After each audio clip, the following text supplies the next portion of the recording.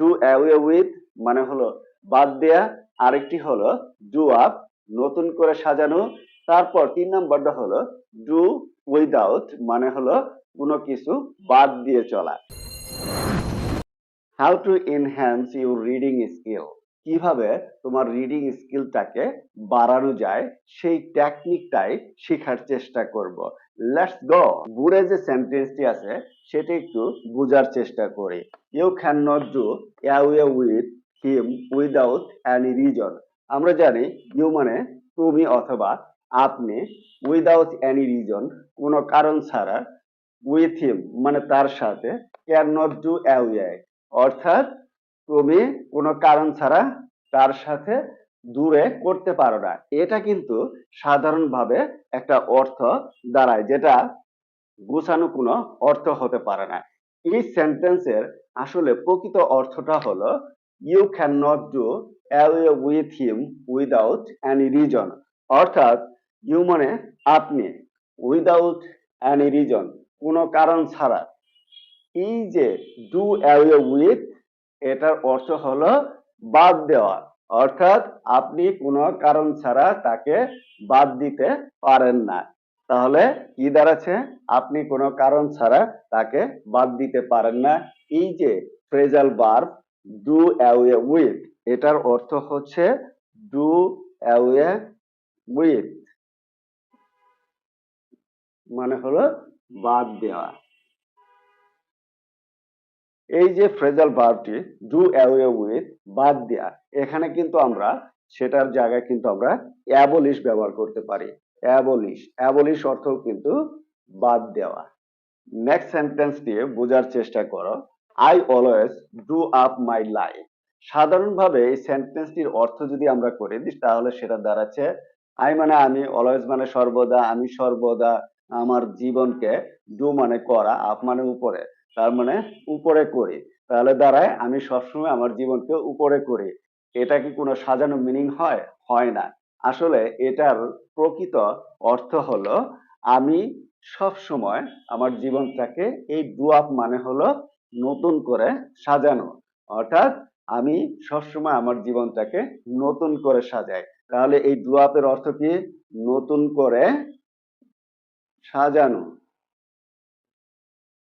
তাহলে এই যে ফ্রেজাল ভার্ব এটা সবসময় মনে রাখবে, যখনই কোথাও ডু আপ দেখবে তার মানে ওই অর্থটা এরকম হবে যে নতুন করে সাজানো। সেটা কিন্তু আমরা এখানে রিডিকুরেটও ব্যবহার করতে পারি, এটাও মাথায় একটু রাখবে।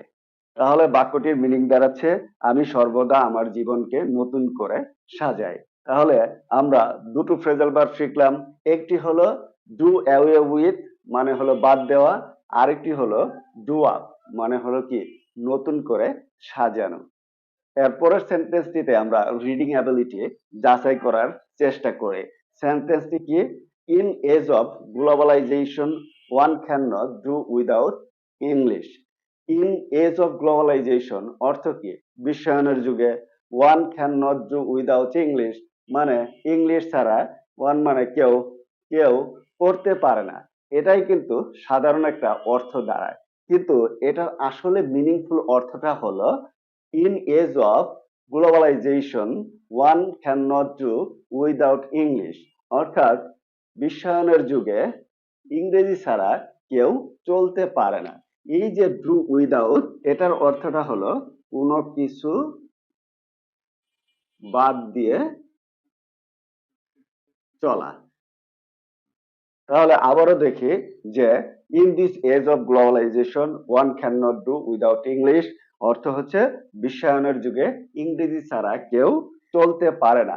এই যে ফ্রেজাল ভার্ব ডু উইদাউট মানে হলো কোনো কিছু বাদ দিয়ে চলা। তাহলে আমরা তিনটি ফ্রেজাল ভার্ব শিখলাম, একটি হলো ডু অ্যাওয়ে উইথ মানে হলো বাদ দেয়া, আরেকটি হলো ডু আপ নতুন করে সাজানো, তারপর 3 নাম্বারটা হলো ডু উইদাউট মানে হলো কোনো কিছু বাদ দিয়ে চলা।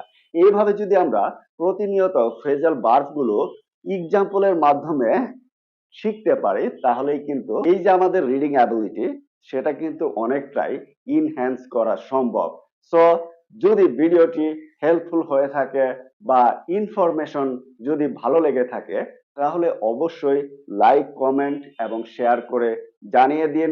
আর এইরকম নতুন ভিডিও পেতে ফলো বা সাবস্ক্রাইব বাটনে ক্লিক করে দিন। সেই সাথে আপনার কোনো মতামত থাকলে সেটি কমেন্ট বক্সে জানিয়ে দিন।